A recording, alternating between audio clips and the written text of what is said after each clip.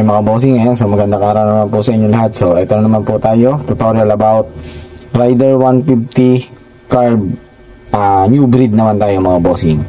Okay, so tapos na natin yung Gen 1, Gen 2 Reborn. Ito naman tayo, new breed. Okay, so kung paano install yung ating 4-pin CDI adjustable doon sa ating CDI ng ating Rider 150 na new breed. So ganito lang siya mga boxing. Okay, so ito yung ating CDI ng ating 4-pin adjustable. So meron tayo dito ang ignition coil, pulser, negative, positive. Doon naman sa CDI ng ating new breed, ayan, meron tayo dito blue, white, tachometer, RPM po yan.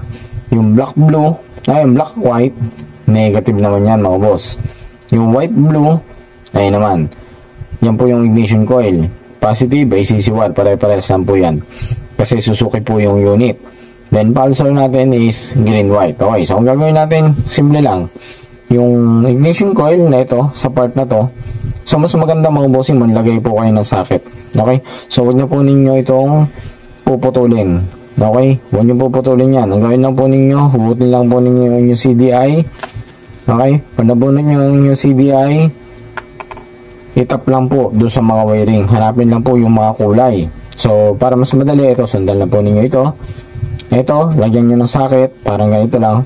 Papakita ko sa inyo. Ganito na lang yung gawin nyo. Huwag niya kami magpuputol. Para in case gusto po ninyo ilipat ulit yung original na CDI nyo, madali lang. Plug and play na lang yung gagawin nyo. Kung alin mang CDI yung gusto nyo gamitin, madali nyo mapapalitan. So kung gusto nyo yung 4-pin CDI adjustable, kung gusto nyo standard. Okay, so ganito siya mga bossing. Okay, umpisahan natin ang ating pagpa-convert.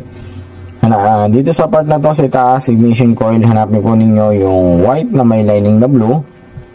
Tap po natin yan dito sa wire. Okay, yung wire na ito nalalabas, itap po natin dito sa wire ng white na may lining na blue. Next is yung ating pulsar. Yung pulsar natin, yung wire ng ating 4-pin CDI, itap po natin dito sa green na may lining na white. Ayan. Next is yung ating negative. Yung ating negative naman mga bossing, ito, nasa banda ibaba, kaliwa. Tap po natin dito sa ating black na may lining na white. Next is yung ating positive. Okay, so diba Suzuki yung unit natin. So ibig sabihin, lahat ng orange wire sa unit, yan po ay ACC wire or accessories wire. Positive yan mga bossing. Yan yung kuryente na nagbibigay ng power supply sa ating mga CDI. Na kapag sinusi po natin ang ating mga unit mga boss, magbibigay siya ng supply ng positive sa ating CDI para magkaroon ng power. Okay? Battery operated din po ito. Parehas na po silang battery operated. Ito lang mga bossing ay conversion po ito. Okay? Kapag nag-convert po kayo ng 4-pin CDI mga bossing, disadvantage lang na ito, hindi po natin magagamit yung ating tachometer. Ayan. So yung tachometer natin, wala po tayong panlalagyan yan. So ibig sabihin, hindi po gagana ang inyong RPM. Okay? So kapag nag-convert kayo ng 4-pin CDI, hindi po kayo mapapagana ang inyong RPM. So ang mangyayari lang, limiter lang yung may kakabit natin dyan sa ating unit. Kasi ang trabaho po ng ating 4-pin CDI na adjustable ay limiter. So kung mapapansin nyo, meron tayo dito mga 1, 2, 3, 4 set.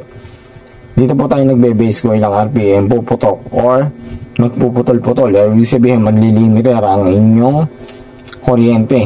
So kaya nagbabackfire at namamatay yung inyong unit, kaya nagpuputol-putol. Okay? So ganun lang po siyang i-convert. Dito yung ating 4-pin CDI na adjustable CDI sa Rider 150 carb na new breed. Okay mga bossings, maraming salamat.